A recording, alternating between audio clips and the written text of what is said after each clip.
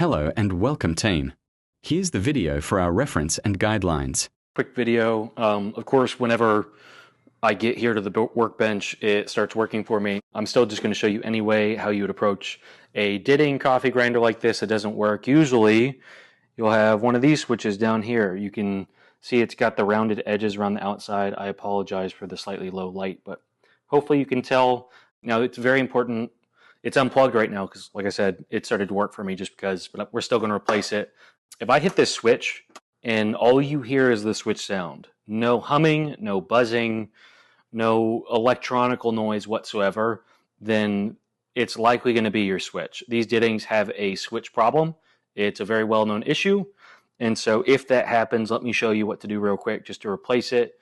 A little thing you can do that I actually don't recommend, but I do it anyway.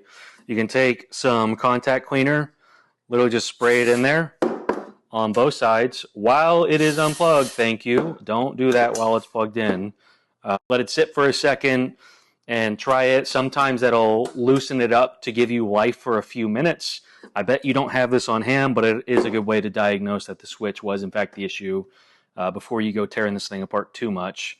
And so let me actually plug it back in right now. It's working for me, as you can see, because it's on. The switch was broken whenever I brought it onto the bench. It wasn't giving me any life at all. Anyway, we're going to flip it over, and I'm going to show you what it's like underneath to fix it up the correct way. All right, now I know this thing is really stinking heavy.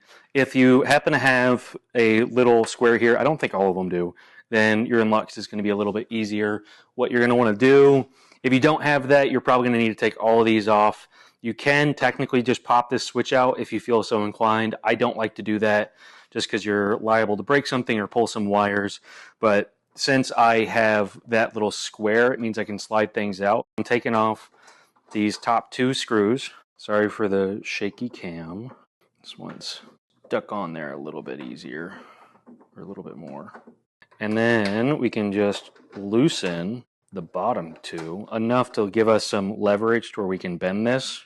Obviously, you're not actually trying to bend something, but it'll let you get just enough clearance to get that switch out. Now, again, if you are doing this while it's plugged in, you are not very bright. That's probably mean, but it's true. Don't leave this thing plugged in. Like I said, it's popped open. This is just enough room where you can actually slide this piece out and then slide it out the same way. Now, you should check to make sure this is true for your switch, whichever one you order. First off, get one that's actually rated for the machine, something at least 15 amps, if not 1 horsepower, depending on how the switch shows it. But we can, on most switches, just line it up. We're going to use the exact same terminal locations because sometimes the nomenclature on the side is different. But we're just going to line up these pins, swap them over, and then replace it. All right, it was the exact same physical configuration of pins that we aligned with. Now, of course, I chose a green switch because green adds probably 10 more horsepower. You can get these actual OEM switches from Ditting, and they're like 40 bucks. I got a 2-pack of these on Amazon for like 12 bucks, and they're pretty much all the same. I choose marine grade ones because they have the rubber coating on the outside. Obviously, coffee shop or on a coffee bar, a lot of things like to get wet. But let me put it all back together real quick and show you it in action.